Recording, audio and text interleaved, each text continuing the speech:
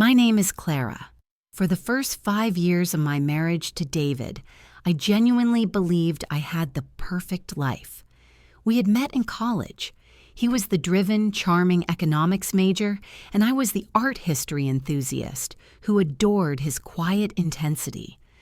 Our love story was the kind people envied, a solid foundation, mutual respect, and a shared dream of a future filled with children and Sunday morning pancakes.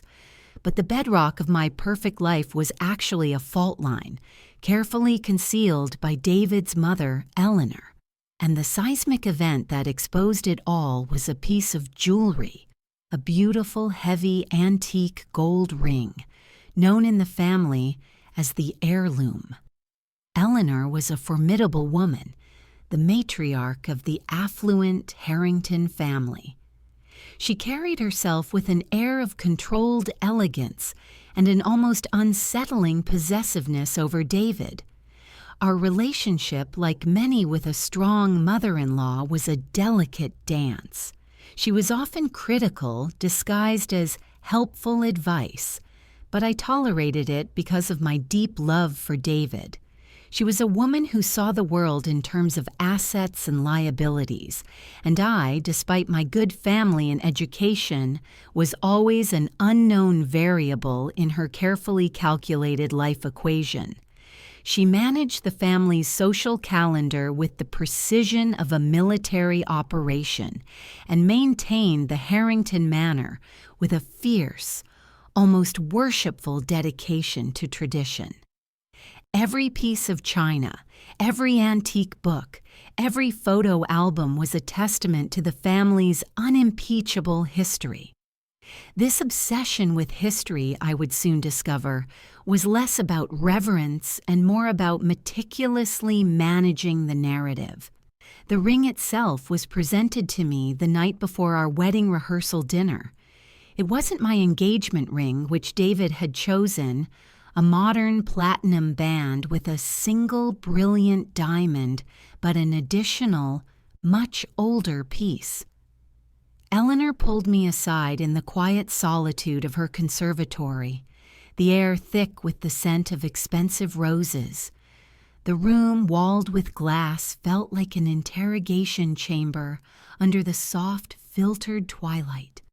"Clara," she began, her voice low and serious, the tone brooking no argument.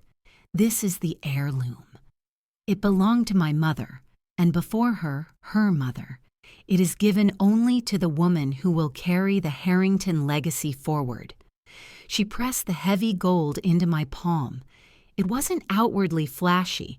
It was a thick, smooth band, but it had an undeniable, weighty history, a certain heaviness that felt almost burdensome. It is a tradition, a promise. Wear it always, especially for the important moments. It brings strength and clarity. Her emphasis on clarity was chilling, yet I dismissed it in my pre-wedding euphoria. I saw it as a sign of her final, reluctant acceptance of me into her fiercely guarded circle. I thanked her profusely, truly touched by the gesture, yet feeling a strange pressure, a coldness beneath the gold. I slipped it onto my finger. It was slightly too large, constantly turning on my finger, a subtle physical metaphor for my place in the Harrington dynasty.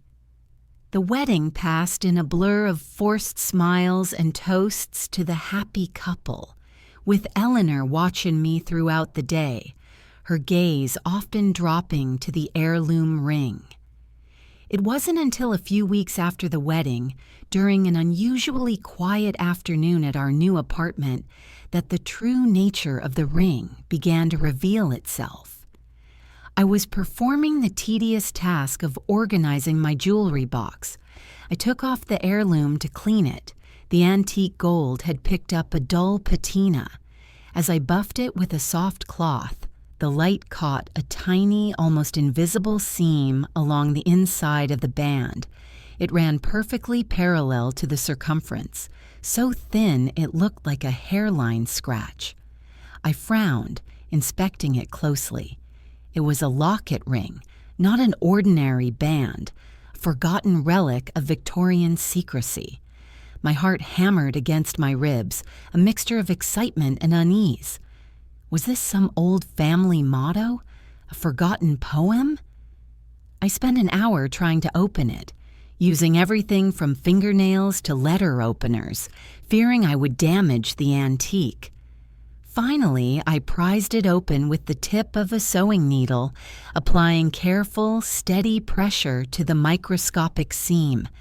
The needle found the release point, and the top half of the ring lifted with a faint metallic clicking sound, the sound of a secret being released after decades of confinement. Inside, nestled against the dark red velvet lining, was a minuscule, tightly folded piece of parchment. It was aged yellow, brittle to the touch, and almost transparent. The paper was so small it required the use of my magnifying glass from my art supplies to read. My fingers trembled as I carefully unfolded the paper, fearful of destroying the fragile evidence. The paper was not a poem or a motto. It was handwriting, elegant and rushed, dated 35 years before our wedding, a time exactly 9 months before David was born. The ink was faded, but the message was devastatingly clear, written in a cramped, desperate script. Eleanor, I can't live this lie anymore. He knows, or he suspects. The agreement is broken. This child, your husband's heir, is not his. I am leaving with the truth. Forgive me, if you can. The paper slipped from my trembling fingers, fluttering onto the expensive Persian rug. The words screamed in my mind. He knows, or he suspects. This child, your husband's heir, is not his. The date on the note placed the handwriting exactly 9 months before David's birthday. The implication was a physical blow, knocking the air from my lungs. David was not the biological son of Mr. Harrington, Eleanor's late, much-revered husband. The clarity Eleanor had mentioned came crashing down, a terrible wave of betrayal. The heirloom wasn't a symbol of legacy, it was a vault, a secret kept close to the chest of every woman who wore it, a constant silent reminder of a foundational lie. And Eleanor, in her cold, calculated way, had placed the burden of this secret directly onto my finger. It was a test of loyalty, a psychological weapon. She had effectively made me the unwilling guardian of her decades-old deception. The initial shock gave way to a cold, burning resolve. I couldn't confront Eleanor, not yet. She was too powerful, too prepared. I needed proof. The note, initialed M, was a clue, but a paper-thin one. David deserved the truth, but I couldn't drop this bomb without irrefutable evidence. David, who idolized his father, who constantly strove to uphold the Harrington name, who had dedicated his life to running the company his father built, would be utterly destroyed. I had to proceed with caution, weaving my investigation into the fabric of our perfect, fraudulent life. My investigation began subtly. I started with M. Who was M in the Harringtons' past? The note implied a deep connection to Eleanor and her late husband, but who was leaving?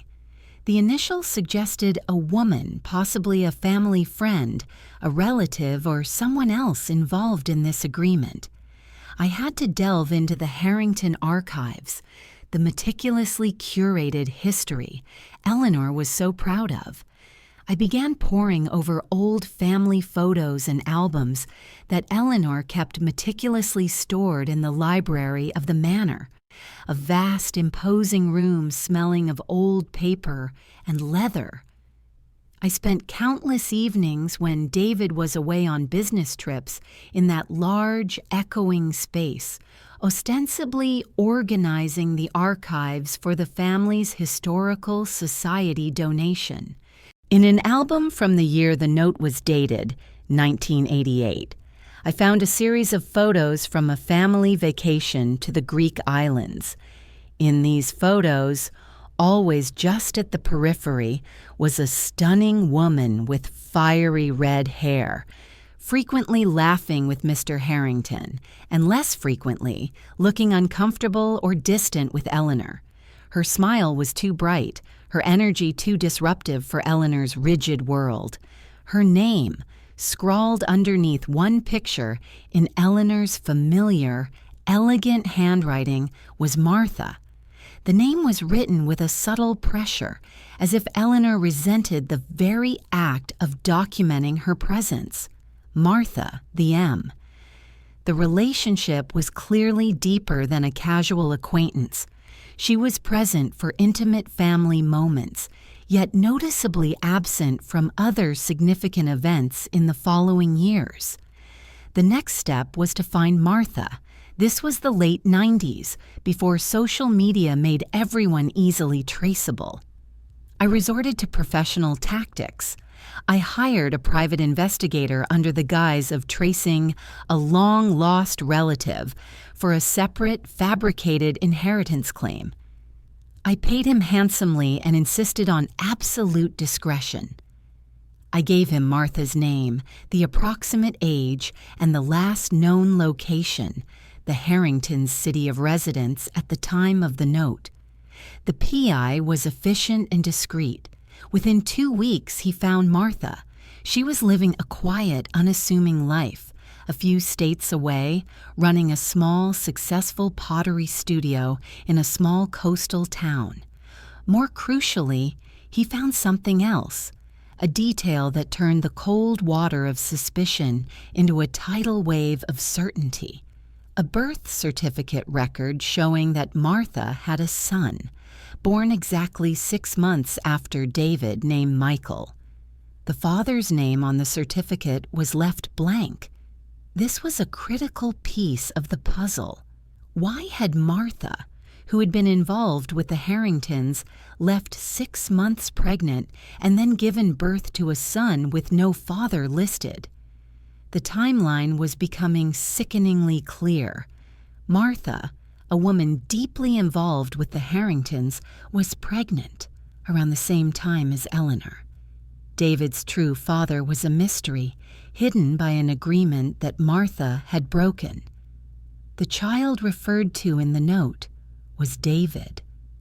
Martha was the one who had arranged the paternity switch, or at least knew who the true father was. But why the ring? Why tell me? This was the true genius of the psychological warfare Eleanor excelled at. She didn't trust me, but she wanted to ensure that if the secret ever surfaced, she controlled the narrative, or at least controlled the knowledge of the vault. It was her final act of dominance, passing the secret to the next woman, but never the key to the solution. It ensured that the secret would never die, only pass into different hands. The pressure of knowing a truth that could dismantle David's entire identity began to affect me physically. I couldn't sleep. The ring, now an object of loathing, felt like a burning shackle on my finger. My artwork, usually vibrant and passionate, became erratic and dark, filled with hidden seams and fractured figures. David, bless his oblivious heart, noticed my distress. He was so focused on his work, so determined to prove himself worthy of the Harrington name, that he missed the seismic activity happening right beneath his nose. "Clara, you look exhausted. Are you worried about the gallery showing? You're pacing like a caged animal," he asked one morning, touching my cheek with concern. "Just stressed about the deadlines, David." "You know how the pre-show jitters are," I managed, pulling away slightly, the ring a cold weight on my finger. The proximity to him, the deep, abiding knowledge of this lie, was becoming unbearable. The man I loved was living a carefully constructed illusion, and I was the one holding the demolition key. I realized I couldn't confront Eleanor or even Martha with just a note and a timeline. I needed indisputable proof of David's parentage. I needed a DNA test. But David would never consent to one. He had no reason to doubt his parents. The risk of asking would expose my investigation prematurely. I needed a sample. This was the point where I crossed a serious ethical line, one I justified with the devastating magnitude of Eleanor's lie. The opportunity came during a routine checkup. David had a minor surgery to remove a benign cyst on his wrist, a common, simple procedure. I waited until he was in recovery, feigning calm concern for his comfort. Then, while the nurse was away and David was groggy, I acted.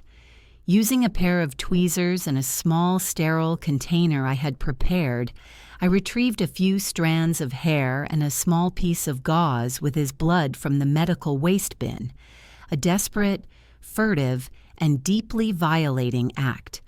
The comparative sample required was even more difficult to obtain. I needed Mr. Harrington's DNA. His old shaving brush, still sitting, unused, in the main bathroom of the manor, was my target. Eleanor was fiercely protective of this room, keeping it a sterile shrine to her late husband. I managed to retrieve a few hair strands from the brush one afternoon while she was napping, my heart pounding so loudly I was sure she would hear it from across the house. The two samples were submitted to a private DNA testing lab under a pseudonym, with a hefty fee for absolute anonymity and expedited results. The waiting period was pure agony. Every smile David gave me, every shared moment felt like a lie. I was holding a match and standing in a house built of straw. My guilt was a living thing, coiling around me every night. I was destroying my husband's life, even as I sought to free him from a massive deception. The results arrived via secure email on a Thursday.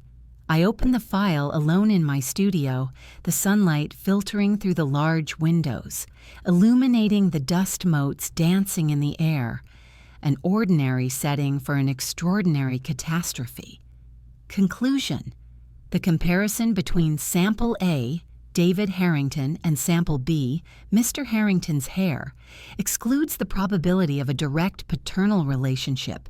The probability of paternal relationship is 0.00%. The words swam before my eyes.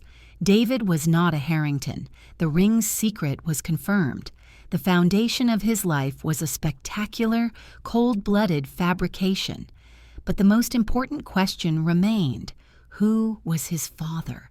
And why had Eleanor gone to such lengths? This lie went deeper than just David's identity. It was intertwined with the very fabric of the Harrington wealth and power. Mr. Harrington had been a man of immense influence and traditional values. David was his sole, publicly recognized heir.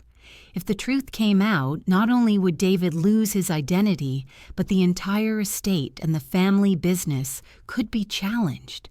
Eleanor's power depended entirely on David's perceived legitimacy. I knew then that I had to talk to Martha. She was the key to David's real father and the nature of the agreement mentioned in the note. I drove the 6 hours to Martha's pottery studio under the flimsy guise of an art sourcing trip. Her studio was a warm, earthy space filled with the smell of clay and wood smoke, the antithesis of the cold Harrington manor. Martha, though older, still possessed that fiery, intense look from the old photos. When I introduced myself, her eyes narrowed instantly, the warmth in the room draining away. Clara, David's wife. I figured you'd show up one day. Eleanor always said I was sloppy, that I left too many loose ends. I didn't waste time on pleasantries. I pulled the ring from my finger, the cursed, beautiful heirloom, and placed it on her pottery wheel. where it seemed jarringly out of place among the earthen vessels. "It contained this," I said, handing her the note, the fragile paper barely holding its shape. Eleanor gave it to me. Martha's composure, built over 3 decades of carefully managed secrecy, broke instantly. She snatched the note, her hands trembling violently, her eyes filling with tears. "She gave you this?" "The old witch. She was punishing you too, wasn't she? For being close to David, for potentially carrying the next generation? She was forcing you to carry her guilt." She sighed, a sound heavy with decades of suppressed pain. She then told me the whole sprawling story, a story that stretched over 3 hours, 2 pots of tea, and a lifetime of betrayal and coercion. Martha and Eleanor were best friends in college, both working for Mr. Harrington's nascent finance firm. Martha, vivacious and creative, and Eleanor, ambitious and calculating.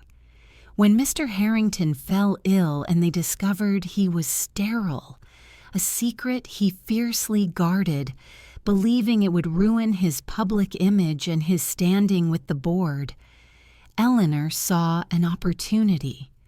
She needed a biological son to secure the inheritance and the board's respect. She confronted Martha. Eleanor was desperate for the Harrington name, the money, the security. Martha explained, her voice cracking. She needed a child who appeared to be Mr. Harrington's heir. She blackmailed me. She knew I had a mountain of student debt and a family in need of financial help. She offered me a fortune, enough to start my own life if I would. Carry the child for her.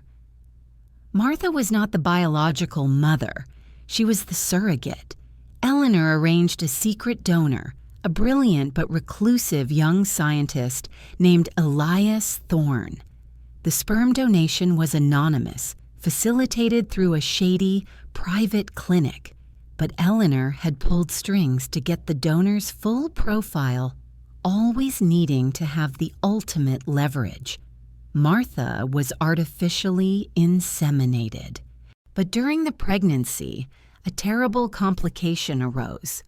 Martha and Mr. Harrington, who was completely oblivious to Eleanor's full plan, only believing Martha was helping them through a complicated private adoption process, grew closer.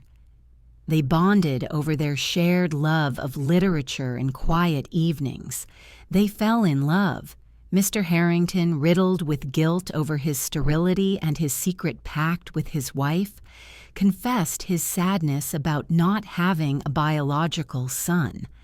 Martha, consumed by guilt over the lie and her growing love for David, the child she was carrying, decided she couldn't go through with Eleanor's plan to simply hand over the child and disappear forever.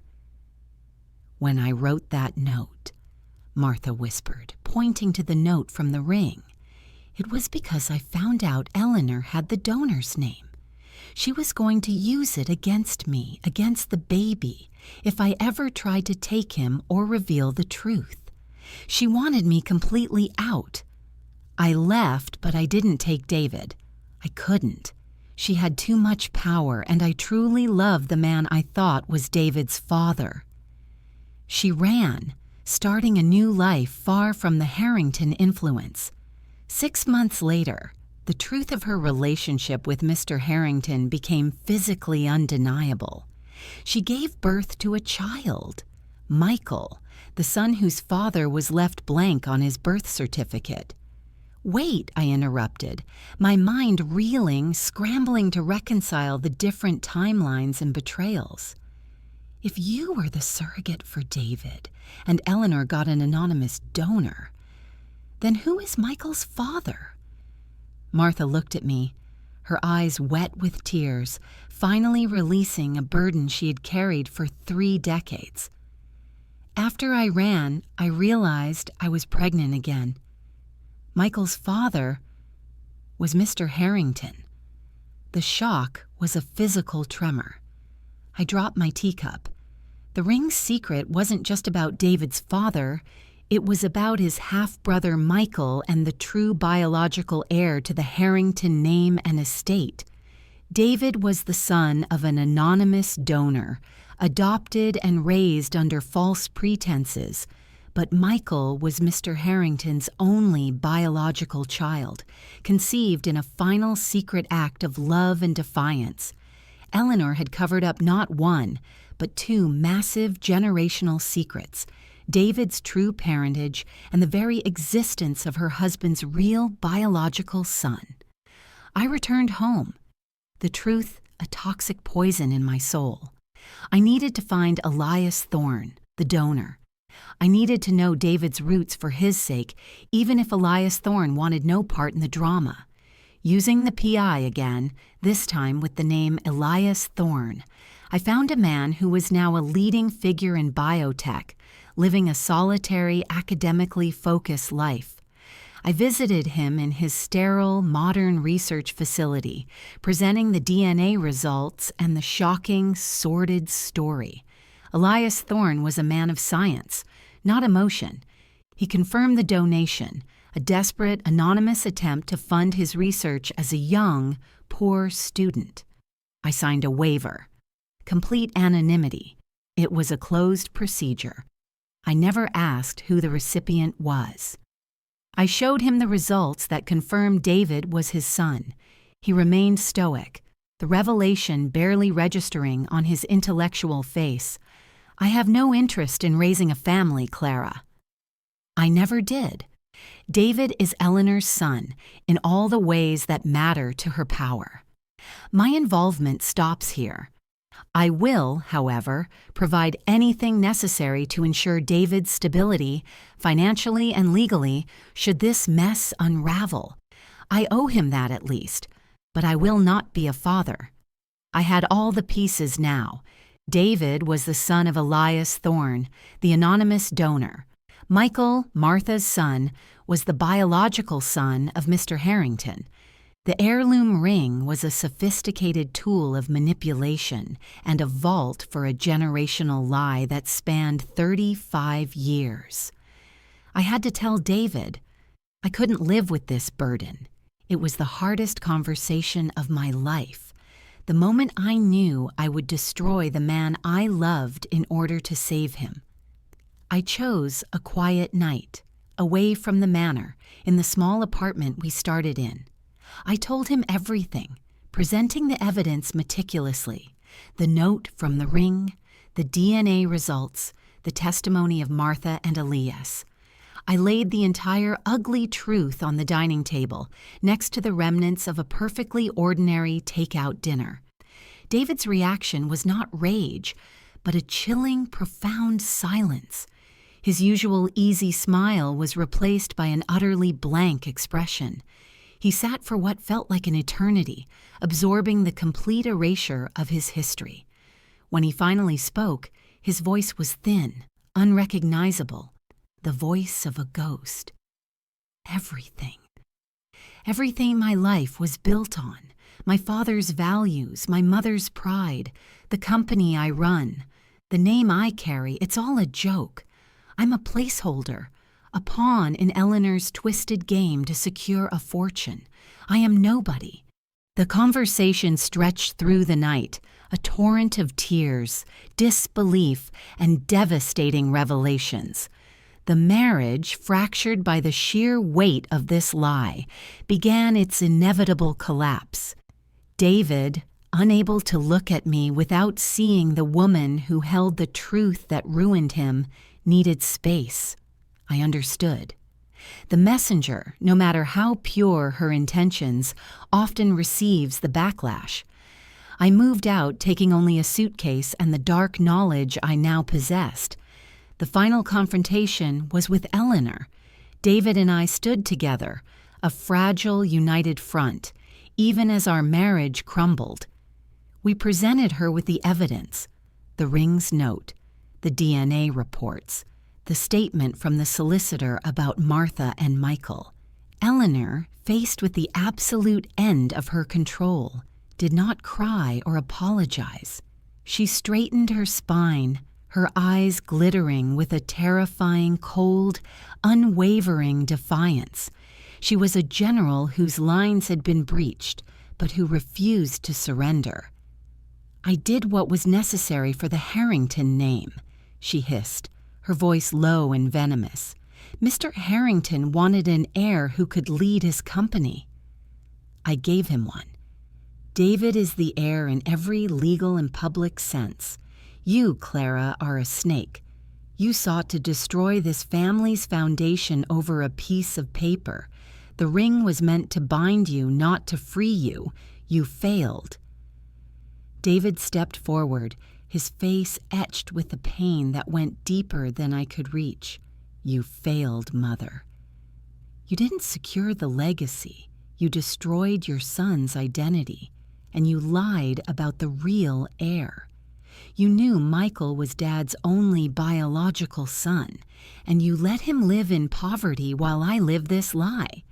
He then dropped the final bomb about Michael. Eleanor was momentarily stunned.